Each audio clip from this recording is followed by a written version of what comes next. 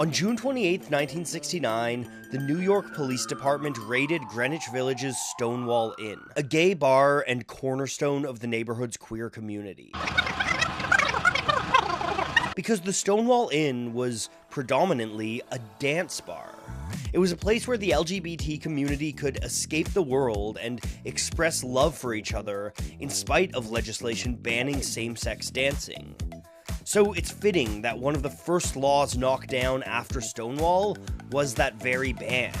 But when same-sex dancing was made legal, most mainstream nightclubs instituted their own house policies banning it.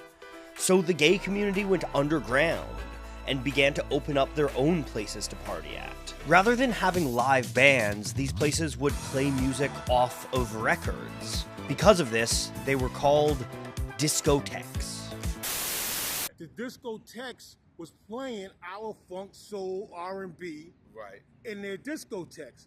So because they playing our R&B in their discotheques, it became known as disco music. But it wasn't disco music. No, it was not. It was funk, soul, and R&B. That they liked, and they played inside their discotheques. Right. And so, but then when that free love thing came, like I said, you know, they started doing that, and I hate to call it, but I gotta call it what it is, that homosexuality. Like, you just gotta be real with it. Like, you know, that's where that's where a lot of it came from. Like, you know, and then not only that, at that time, like 76, 77, a lot of people were now experiencing cocaine. Cocaine's a hell of a drug. Okay, cocaine's a hell of a drug. That's a hell of a drug. And experiencing that cocaine at that time was the people that was going to the discotheques had money. Okay. See, because there's a difference between the downtown scene and going to the Fever or something like that. There's a difference just in the money and cents. Okay, so down there they could charge you $10, $15 or whatever back in those days when you would come uptown and get in somewhere for $4. You see what I'm saying? So that executive scene, that's number one. So that executive scene had more people that weren't ready, you know, wasn't ready to get down like that. You know what I'm saying? So they were suits and ties and stuff. And on that cocaine. Cocaine's a hell of a drug. So that's what brought that on. And then, you know, so they was to us, they were already soft, and then they were, you know, into that, and that's what happened. Now, also, I want to say the obvious for the viewers. I said the hip. Yes, disco records came out before hip-hop records. You know what I'm saying? That's, you know, that's already established. Okay. Disco records, let's 75. Let's say what we're talking about as far as hip-hop records. When you're saying hip-hop records, you're talking about a record that they're rapping on the record. Rapping. Right. Okay. But if you go back. Yes, just come on, brothers, if you want to hear a story about that preacher and the bear. It doesn't predate rap. It doesn't predate rap. Right, exactly. But as far as hip-hop, it predates hip-hop on record. Right, because now they were somewhat looping, sampling the records that we use for hip-hop. So I want to make it clear so the viewers could. Hip-hop in the streets, the culture of it was already alive before disco records even started. Right. And the proof. Since Motown uses the heartbeat, I said, I'm going to develop a sound of our own. So what I did, I put 4 on the floor like this. Now, this is what started the disco. And I got known for the sock symbol. I mean, The Love I Lost was a ballad. It started out, the love I lost. It was a little, and I told Gamma, I said, look, man, let's try it. Let's just try it a different way. And I put up, the love I lost. And it was hitting, it was kicking so hard in there, man. We just left it there. I said, yeah, that's it. Love is the message. They won a Grammy, and it was R&B, it was rhythm and blues. Right. It wasn't no disco category. Exactly. In '73. Right. Right. So, and you know, love is the and now this is gonna be another thing that people just don't get.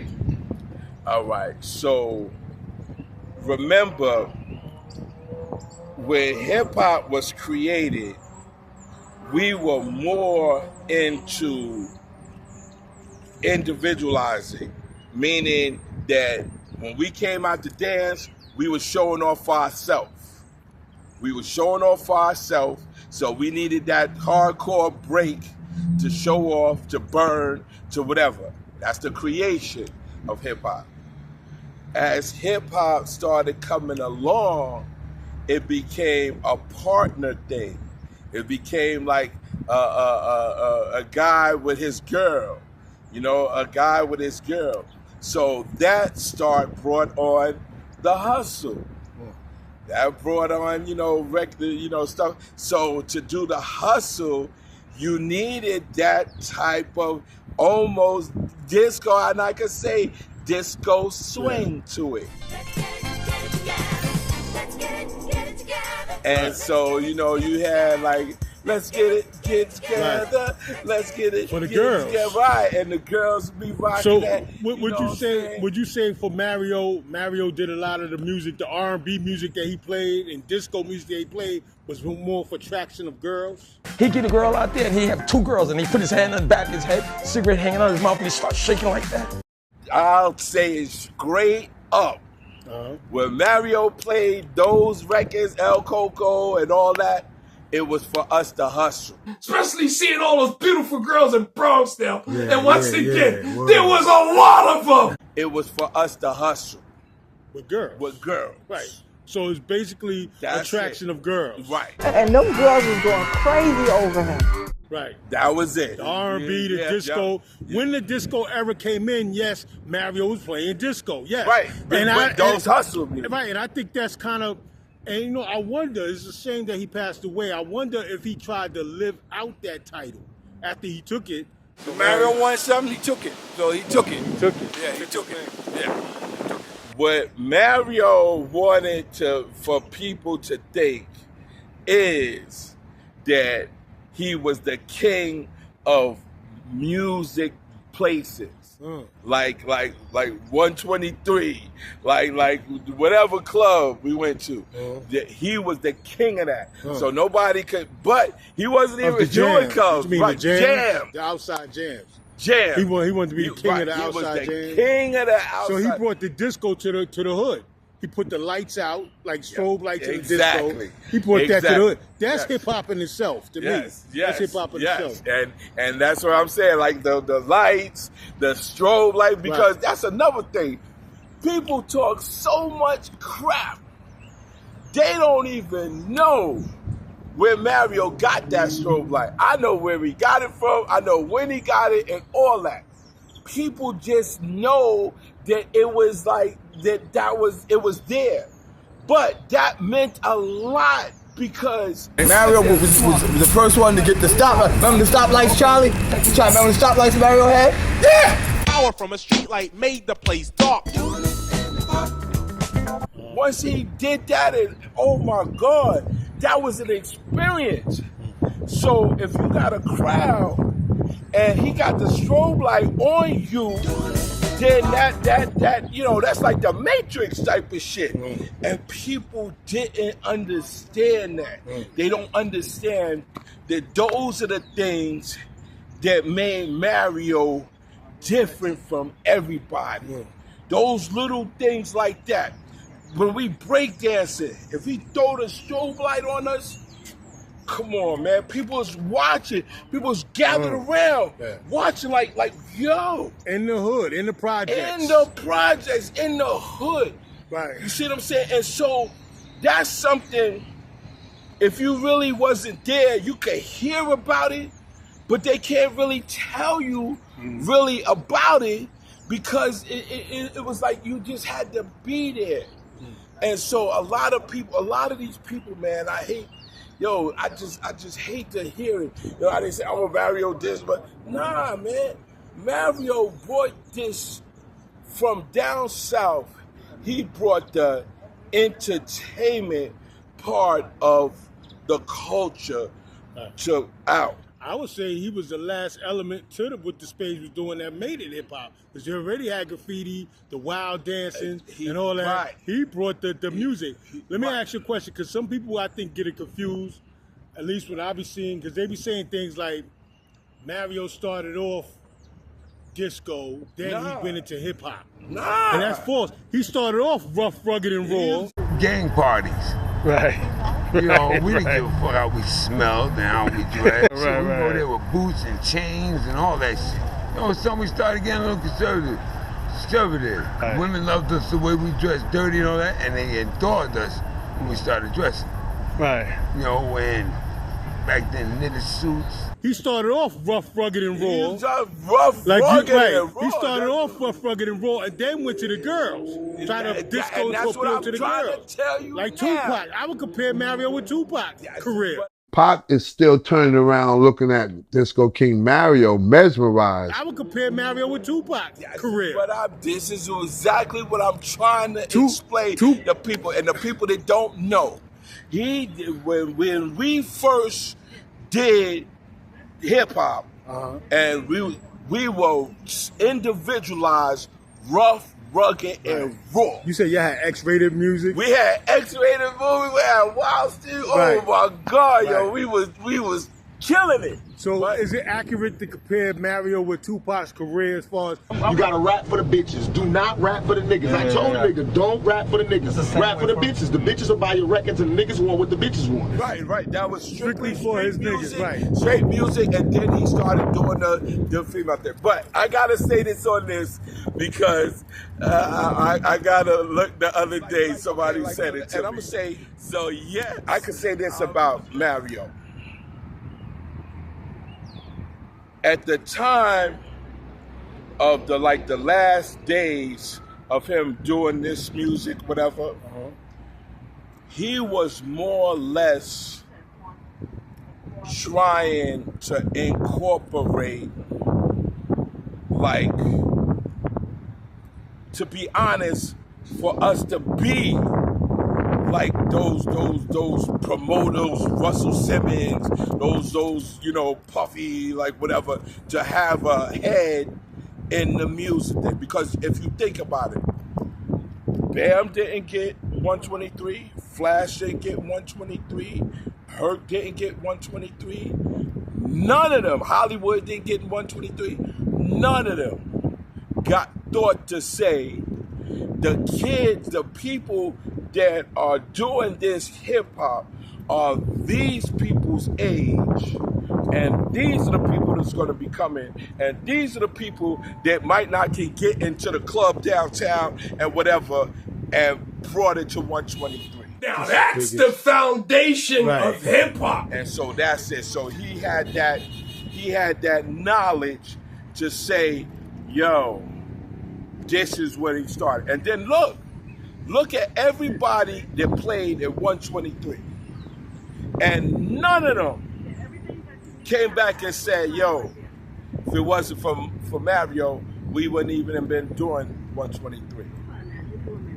Bam didn't say that. Yeah. Nobody said that. And that's why the idea of Mario being a disco DJ is ridiculous. It's ridiculous because look at Mario's circle. Look at the pioneers that he helped. Exactly. Look who he was hanging with. Exactly. You know what I'm saying? Look at it wasn't like he was somewhere else. You know what I'm saying? Now the Spades never did disco, yo. Yeah, I mean, they were totally against it, yo. They were totally against it, like seriously, like they were totally against it. And like about that time too, remember it changed hands a certain, and so when they changed hands, it really became like street shit. You know what I mean? Yeah.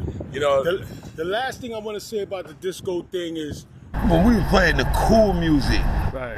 Like James Brown, Get on the Good Foot, the Stylistic, the Delphonics. This is way before disco music. Right.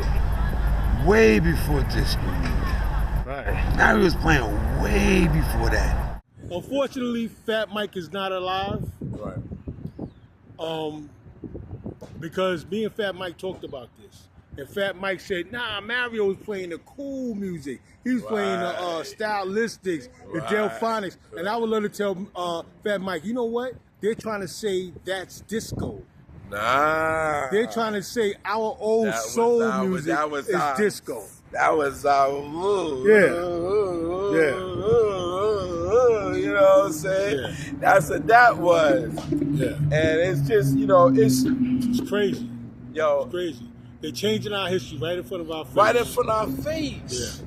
You know, and what kills me is the people that's supposed to be supposed to know better. You know better. I thought Grandmaster Flash would be like a guru in music history. So I was surprised when he was talking about go back to the 60s and you'll find all these disco records. But so now that shows you. Right. He should learn from you. He should learn some shit. At least when it comes to this. Disco history, music history. That shows you about the people that say they this and they say they that.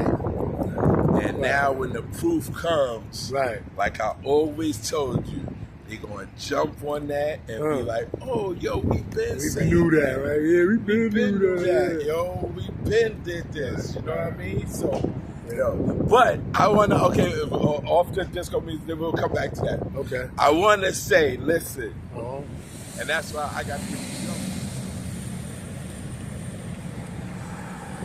Bad bottle, 23. Now that's the foundation of hip hop. Bad 23.